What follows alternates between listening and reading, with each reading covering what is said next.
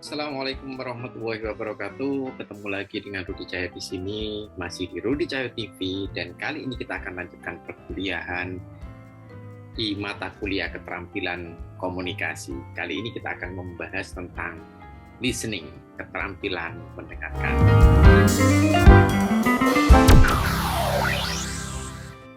Apa saja menu yang akan kita bahas hari ini? Yang pertama adalah seperti biasa kita harus tahu dulu nih sebelum melakukan sesuatu, maka kita harus tahu untuk apa sih kita melakukan itu. Nah, termasuk dalam hal aktivitas mendengarkan. Kenapa sih harus mendengarkan? Terus yang kedua menunya adalah tentang step atau langkah-langkah bagaimana kita mendengarkan. Mulai dari mendengarkan secara kosmetik atau seolah-olah kita mendengarkan seperti di permukaannya mendengarkan, padahal sebenarnya belum tentu kita mendengarkan, sampai pada gradasinya pada mendengarkan yang terdalam atau deep listening. Terus menu berikutnya adalah tentang bagaimana sih mengembangkan kemampuan dalam mendengarkan.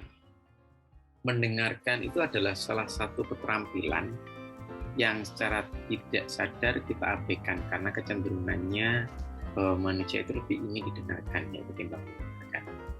Ini sama seperti pertanyaan saya yang sering sekali saya lontarkan di dalam pelatihan fasilitasi ya, atau pelatihan bagi calon fasilitator. Ada 3 pilihan yang saya ajukan kepada mereka. Mana di antara aktivitas berikut ini yang menurut kalian itu paling sulit ya? Coba teman-teman nanti juga ikut menjawab, mana sih yang paling sulit antara mendengarkan, bertanya, dan memberikan penjelasan. Mana yang paling sulit? Nah, dalam banyak forum rata-rata peserta menjawab bahwa yang paling sulit di antara ketiga keterampilan tersebut adalah keterampilan menjelaskan. Ya, padahal sebenarnya keterampilan yang paling sulit atau mungkin barangkali bisa dianggap sebagai kesulitan yang laten ya. Jarang sekali orang menyadari bahwa ini adalah sebuah kesulitan, bahwa aktivitas ini adalah sulit. Itu jarang sekali orang menyadari itu, yaitu aktivitas mendengarkan atau keterampilan mendengarkan. Karena apa ya? Ini tadi, karena banyak orang itu ingin berbicara atau ingin didengarkan daripada mendengarkan orang lain. Nah, ini ada sebuah penelitian yang menunjukkan bahwa kecenderungan kita itu mengabaikan, salah paham, dan juga lupa dengan pembicaraan yang diucapkan atau diceritakan atau dilontarkan oleh orang lain. Itu sampai dengan 75%. Jadi kita itu lupa, tidak memahami, mengabaikan, itu sampai dengan 75% konten dari pembicaraan lawan bicara kita itu mengalami hal ini. Jadi diabaikan, dilupakan, tidak dipahami. Itu sampai 75%.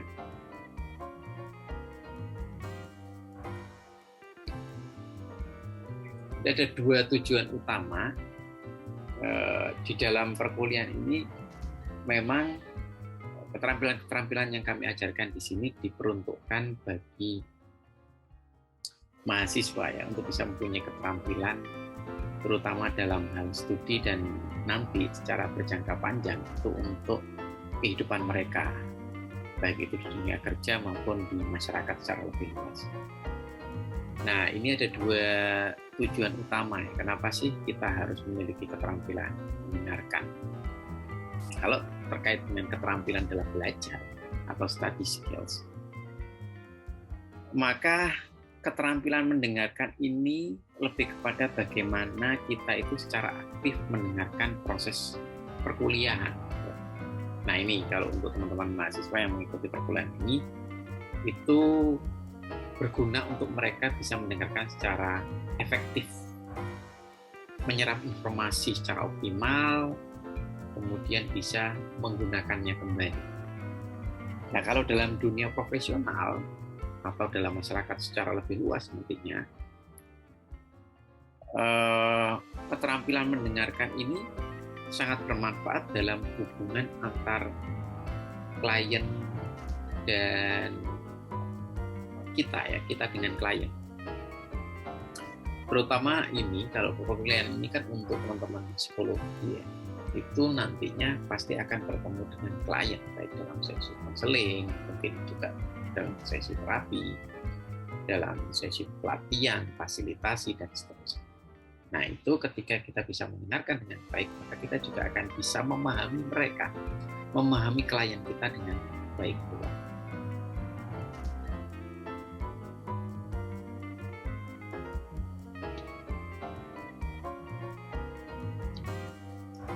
Nah, manfaat yang lain adalah sebagian orang ketika apa yang dibicarakan itu didengarkan oleh kita ya, atau oleh orang lain, dan kemudian mereka merasa dipahami, hal ini akan menjadi sebuah apresiasi. Mereka merasa punya penghargaan, diberikan penghargaan, diberi penghormatan bahwa apa yang mereka sampaikan itu didengarkan. Ya sama ya kayak mengajar dan kemudian yang di dalam kelas itu bermain gadget, ngobrol sama temannya, itu kan bentuk rasa tidak menghargai. Ya. Nah, itu pasti pembicaranya yang mengajar itu juga akan mengalami penurunan dalam hal motivasi menyampaikan materi yang ingin diberikan kepada peserta kelas. Nah, selain itu juga mendengarkan itu menanamkan pengaruh ya, ini sama juga dengan investasi pengaruh kepada orang lain, karena orang kalau didengarkan itu akan merasa dihargai. Ketika merasa dihargai, maka dia juga akan membuka diri untuk mendengarkan apa yang kita katakan. Kalau dia mendengarkan apa yang kita katakan, maka kemungkinan untuk kita dipercaya dan kemudian melakukan apa yang kita inginkan itu juga semakin besar.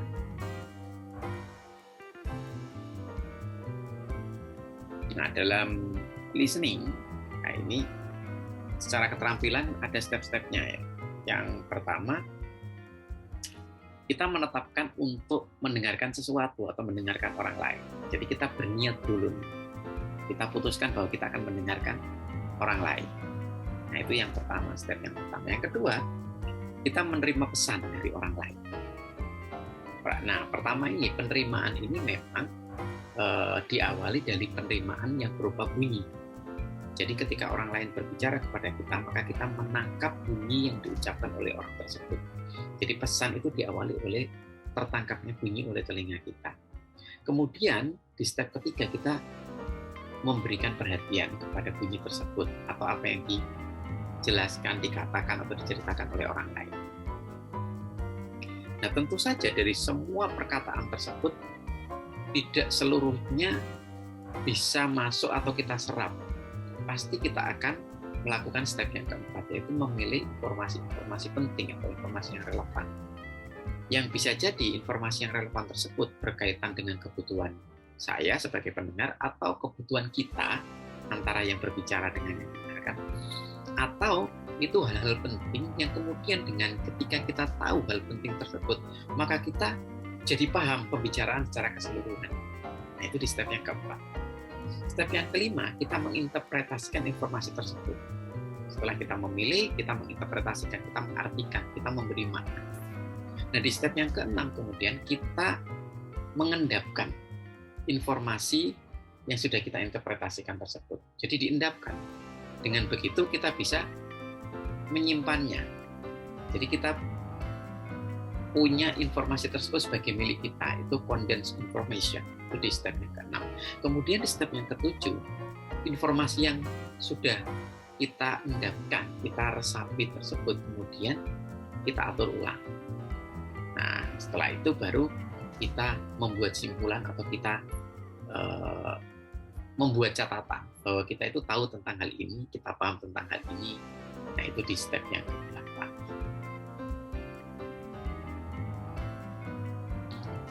Ada beberapa elemen dalam aktivitas kita mendengarkan. Yang pertama itu hearing. Kalau hearing itu artinya menangkap bunyi. Nah, ini sifatnya bunyi sebagai stimulasi yang menggetarkan membran di telinga kita.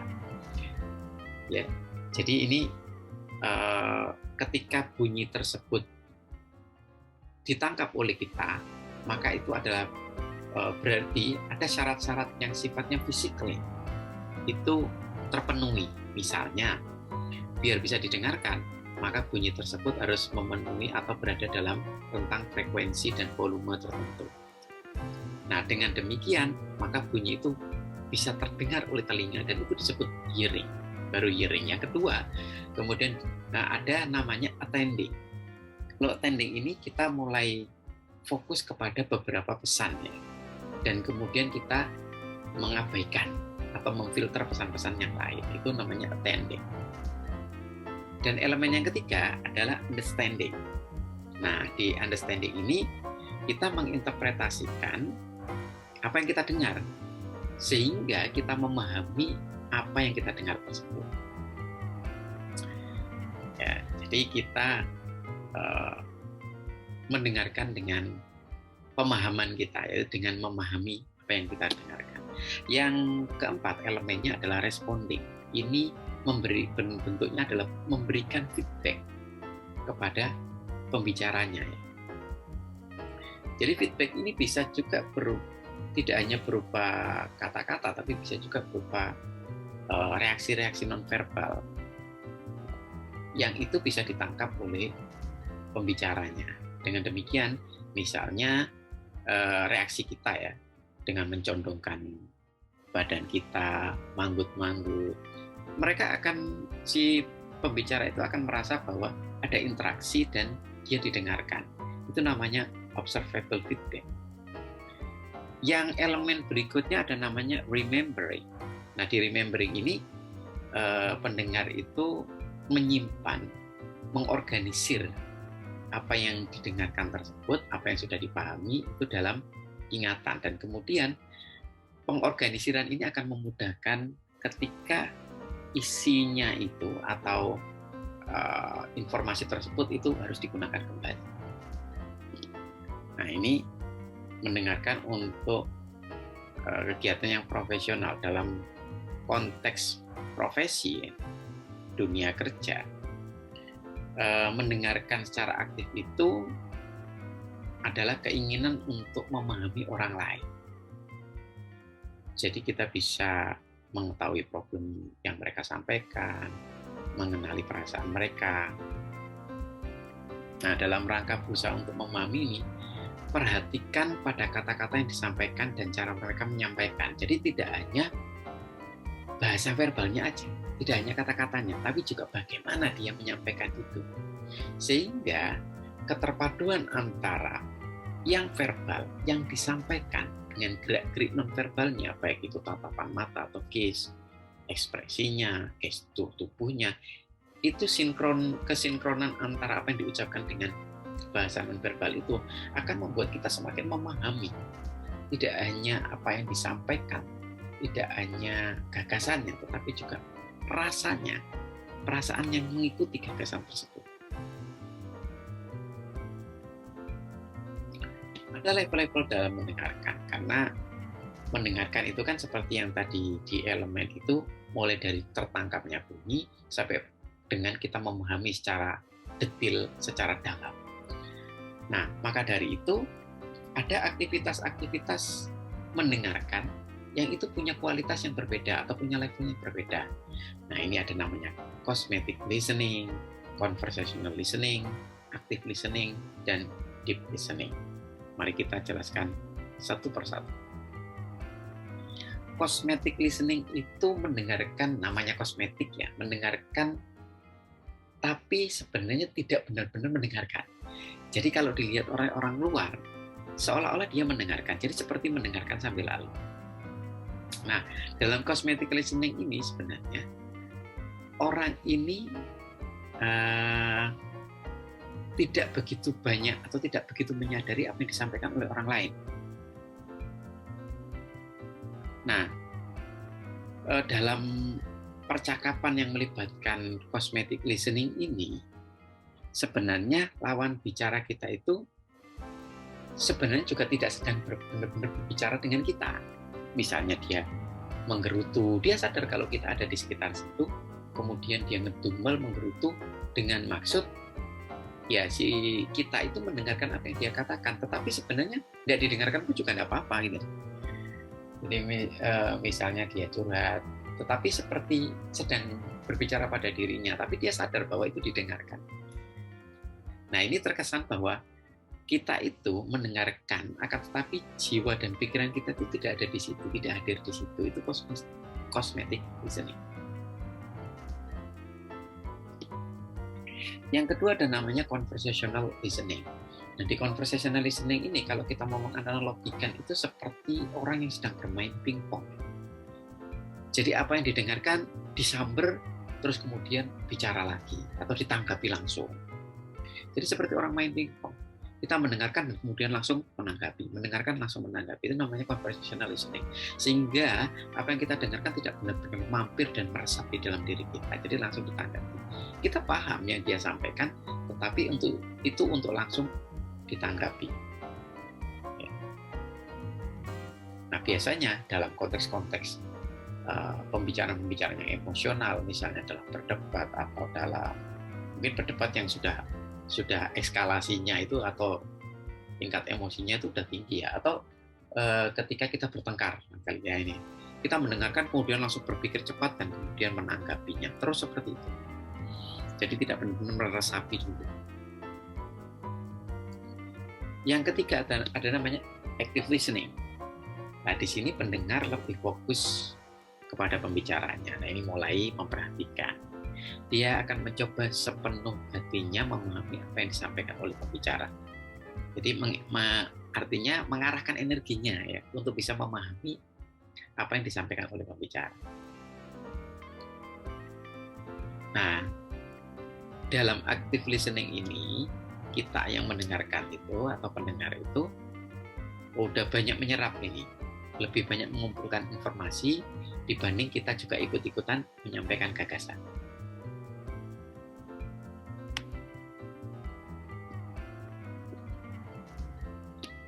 Nah, dalam active listening ini kita menunjukkan adanya upaya untuk tetap fokus dan kemudian bisa memberikan umpan balik yang sesuai.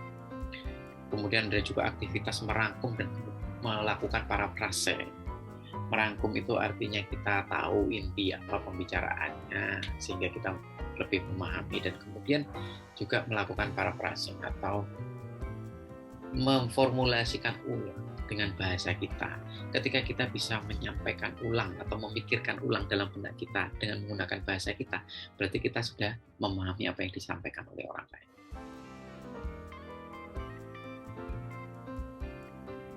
Nah, yang terakhir ini namanya deep listening. Nah, dalam deep listening ini orang tidak hanya memahami informasi, tetapi bisa menangkap apa di balik informasi tersebut, termasuk perasaannya, termasuk kepentingan, keinginannya, harapan dari si pembicara ini. Ini lebih mendalam lagi. Jadi kita menangkap informasinya, menangkap perasaan yang terkandung di dalamnya, sampai pada maksud, kepentingan, atau harapan yang terkandung di dalamnya. Nah, bagaimana kita mengembangkan kemampuan atau keterampilan kita dalam mendengarkan? Maka ini ada caranya. Pertama, tataplah lawan bicara kita. Jadi kita harus menjaga kontak mata kita, karena ketika kita tidak banyak memperhatikan dia, tidak memfokuskan mata kita ke dia, maka kemungkinan distorsi itu akan besar. Dan bahkan orang yang kita ajak berinteraksi atau orang yang sedang berbicara itu akan menangkap bahwa kita tidak benar-benar memperhatikan ketika kita tidak menjaga kontak mata kita. Nah, selain kontak mata tadi itu juga berfungsi untuk menghilangkan distraksi, untuk meminimalisir distraksi, kita pun juga meminimalisir dengan sengaja ya distraksi-distraksi itu. Selain juga menjaga tatapan itu bisa mengurangi distraksi, tapi kita juga secara sadar memang berusaha mengurangi distraksi itu. Misalnya Ketika mendengarkan ya menjauhkan dari gadget itu diletakkan dulu, fokus ke orangnya. Terus kita juga seperti halnya radio atau TV yang punya tombol gitu ya. Setiap kali kita itu berbicara, jadi internal chatter kita itu menanggapi, berbicara, berkomentar, dan sibuk sendiri di pikiran kita, segera lakukan mute atau turn off pikiran kita yang sedang berbicara itu. Lebih baik kita benar-benar fokus mendengarkan dan tunjukkan lewat bahasa nonverbal kita bahwa kita itu interest pada mereka. Selain itu juga kita harus menjaga diri kita itu tetap open mind atau terbuka terhadap ide atau gagasannya dia, gagasan lawan bicara kita. Biarkan lawan bicara kita itu secara leluasa menyampaikan gagasan, terutama pokok-pokok idenya itu apa saja.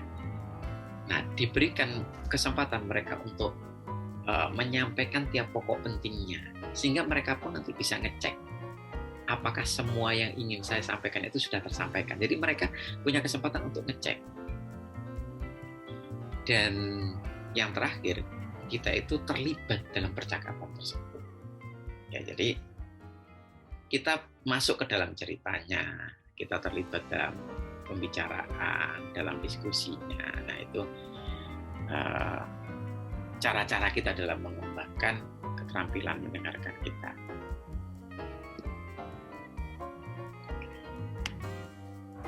Ini aturan atau peringatan lah ya, karena di sini isinya lebih banyak kepada apa sih yang seharusnya tidak kita lakukan.